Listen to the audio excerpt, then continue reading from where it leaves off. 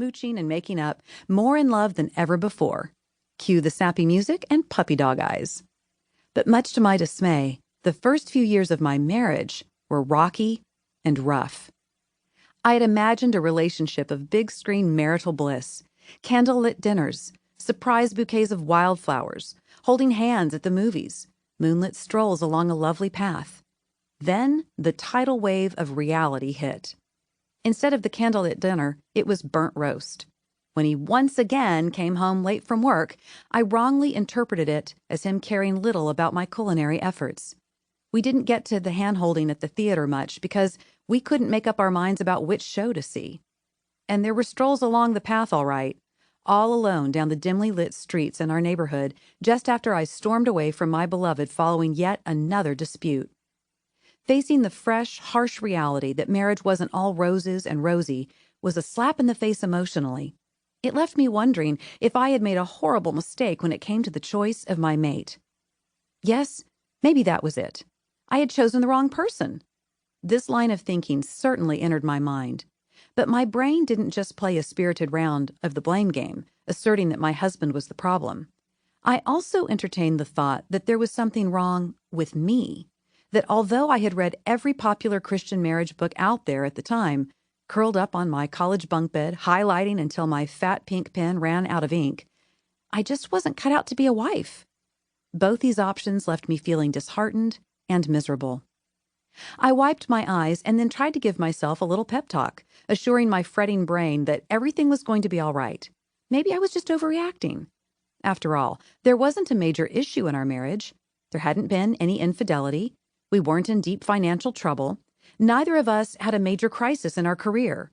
There wasn't any verbal or physical abuse. A few couples we'd gone to college with were experiencing one or more of those serious issues. I thought perhaps reminding myself of this fact would make me feel better about my current unpleasant situation. But it didn't. No matter how stellar and convincing a self-lecture I could muster up, I couldn't see past the pain and sorrow of my current condition. This was not the newlywed life I'd wanted. Marriage was supposed to be magical, fulfilling, fairy tale-like. Not the stress-inducing, bawl-my-eyes-out, fresh disappointment I was currently drowning in. Weren't we supposed to be crazy in love? What in the world went wrong? Why marriage is so stinkin' difficult. Now that I've had a couple decades of marriage under my belt, I recognize that my newlywed disillusionment was not unique to me. There are lovers all over the globe who dive excitedly into marriage only to realize, after taking the matrimonial plunge, that their relationship as husband and wife is not the heavenly home front they'd imagined. So just what is the problem? Why is obtaining a marriage of harmony and bliss so much harder than falling in love and dating?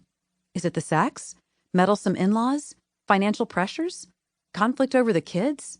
Is it just the sheer daily grind of navigating work and home responsibilities while dealing with differing perspectives and personalities?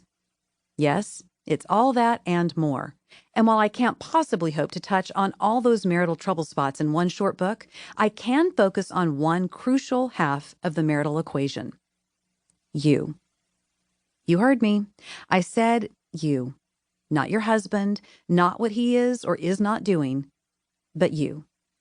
But first, let's look at some of the underlying issues that make marriage today so difficult. We have sky-high expectations for marriage.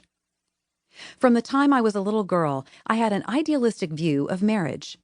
My neighbor Anne and I would sometimes spend the afternoon on my front porch playing with our Barbie dolls.